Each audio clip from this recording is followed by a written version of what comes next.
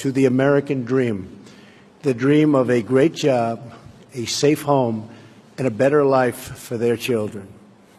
After years of stagnation, the United States is once again experiencing strong economic growth.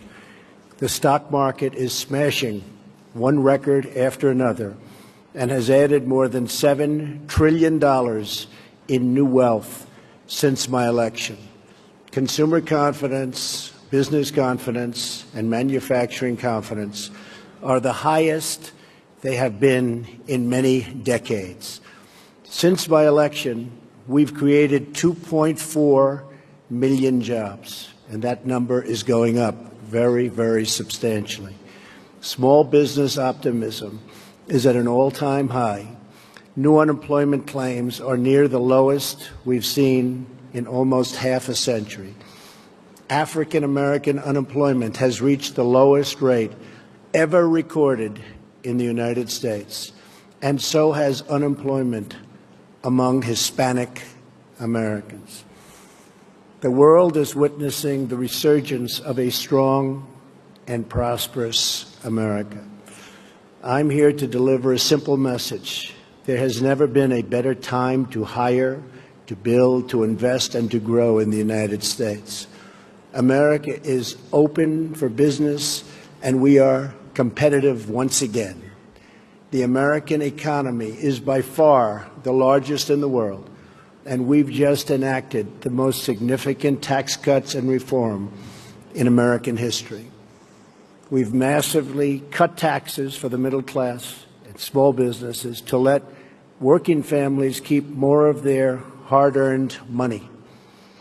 We lowered our corporate tax rate from 35% all the way down to 21%. As a result, millions of workers have received tax cut bonuses from their employers in amounts as large as $3,000. The tax cut bill is expected to raise the average American's household income by more than $4,000. The world's largest company, Apple, announced it plans to bring $245 billion in overseas profits home to America. Their total investment into the United States economy will be more than $350 billion over the next 5 years. Now is the perfect time to bring your business, your jobs, and your investments to the United States. This is especially true because we have undertaken the most extensive regulatory reduction ever conceived. Regulation is stealth taxation. The U.S., like many other countries, unelected bureaucrats, and we have, believe me, we have them all over the place, and they've imposed crushing and anti-business and anti-worker regulations on our citizens with no vote, no legislative debate, and no real accountability. In America, those days are over. I pledged to eliminate 2 unnecessary regulations for every 1 new regulation. We have succeeded beyond our highest expectations. Instead of 2 for 1, we have cut 22 burdensome regulations for every 1 new rule. We are freeing our businesses and workers so they can thrive and flourish as never before. We are creating an environment that attracts capital, invites investment, and rewards production. America is the place to do business. So come to America, where you can innovate, create, and build. I believe in America. As President of the United States, I will always put America first, just like the leaders of other countries should put their country first also. But America first does not mean America alone. When the United States grows, so does the world. American prosperity has created countless jobs all around the globe, and the drive for excellence, creativity, and innovation in the U.S. has led to important discoveries that help people everywhere live more prosperous and far healthier lives. As the United States pursues domestic reforms to unleash jobs and growth, we are also working to reform the international trading system so that it promotes broadly shared prosperity and rewards to those who play by the rules. We cannot have free and open trade if some countries exploit the system at the expense of others. We support free trade, but it needs to be fair and it needs to be reciprocal, because in the end, unfair trade undermines us all. The United States will no longer turn a blind eye to unfair economic practices, including massive intellectual property theft, industrial subsidies, and pervasive state-led economic planning. These and other predatory behaviors are distorting the global markets and harming businesses and workers, not just in the U.S., but around the globe. Just like we expect the leaders of other countries to protect their interests, as President of the United States, I will always protect the interests of our country, our companies, and our workers. We will enforce our trade laws and restore integrity to our trading system. Only by insisting on fair and reciprocal trade can we create a system that works not just for the U.S., but for all nations. As I have said, the United States is prepared to negotiate mutually beneficial bilateral trade agreements with all countries. This will include the countries in TPP, which are very important. We have agreements with several of them already. We would consider negotiating with the rest, either individually or perhaps as a group, if it is in the interests of all. My administration is also taking swift action in other ways to restore American confidence and independence. We are lifting self-imposed restrictions on energy production to provide affordable power to our citizens and businesses and to promote energy security for our friends all around the world. No country should be held hostage to a single provider of energy. America is roaring back, and now is the time to invest in the future of America. We have dramatically cut taxes to make America competitive. We are eliminating burdensome regulations at a record pace.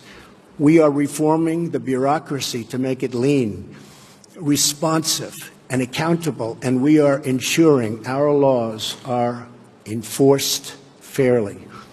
We have the best colleges and universities in the world, and we have the best workers in the world. Energy is abundant and affordable. There has never been a better time to do business in America. We are also making historic investments in the American military because we cannot have prosperity without security. To make the world safer from rogue regimes, terrorism, and revisionist powers, we are asking our friends and allies to invest in their own defenses and to meet their financial obligations. Our common security requires everyone to contribute their fair share.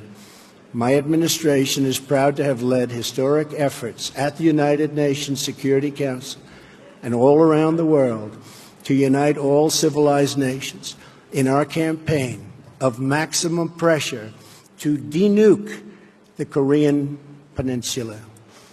We continue to call on partners to confront Iran's support for terrorists and block Iran's path to a nuclear weapon. We're also working with allies and partners to destroy jihadist terrorist organizations such as ISIS, and very successfully so. The United States is leading a very broad coalition to deny terrorists control of their territory and populations, to cut off their funding, and to discredit their wicked ideology.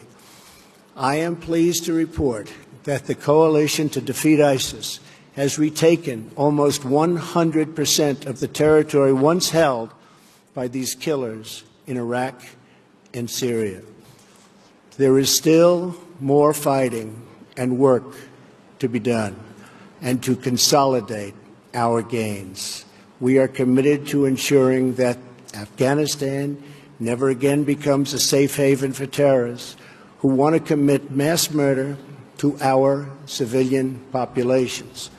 I want to thank those nations represented here today that have joined in these crucial efforts.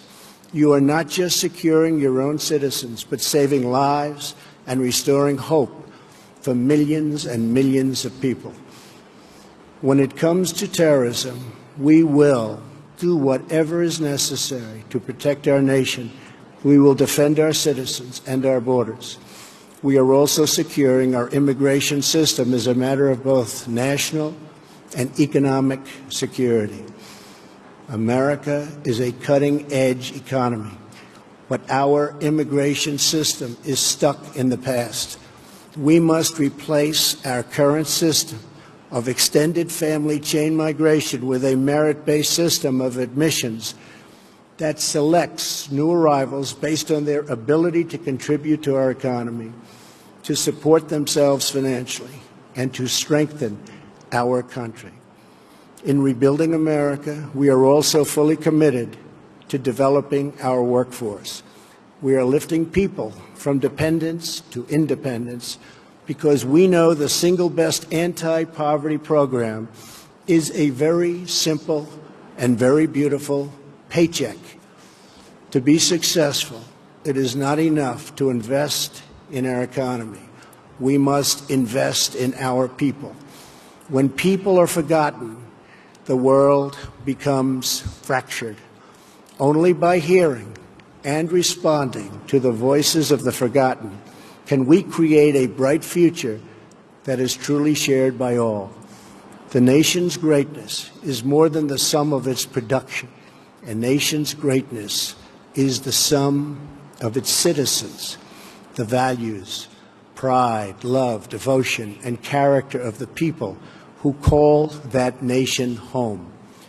From my first international G7 summit to the G20, to the UN General Assembly, to APEC, to the World Trade Organization, and today at the World Economic Forum, my administration has not only been present, but has driven our message that we are all stronger when free, sovereign nations cooperate toward shared goals, and they cooperate toward shared dreams. Represented in this room are some of the remarkable citizens from all over the world. You are national leaders, business titans, industry giants, and many of the brightest minds in many fields. Each of you has the power to change hearts, transform lives, and shape your country's destinies. With this power comes an obligation, however, a duty of loyalty to the people, workers, and customers who have made you who you are. So together, let us resolve to use our power, our resources, and our voices, not just for ourselves, but for our people, to lift their burdens, to raise their hopes, and to empower their dreams, to protect their families, their communities, their histories, and their futures. That's what we're doing in America, and the results are totally unmistakable. It's why new businesses and investment are flooding in. It's why our unemployment rate is the lowest it's been in so many decades. It's why America's future has never been brighter. Today, I am inviting all of you to become part of this incredible future we are building together. Thank you to our hosts. Thank you to the leaders and innovators in the audience. But most importantly, thank you to all of the hardworking men and women who do their duty each and every day, making this a better world for everyone.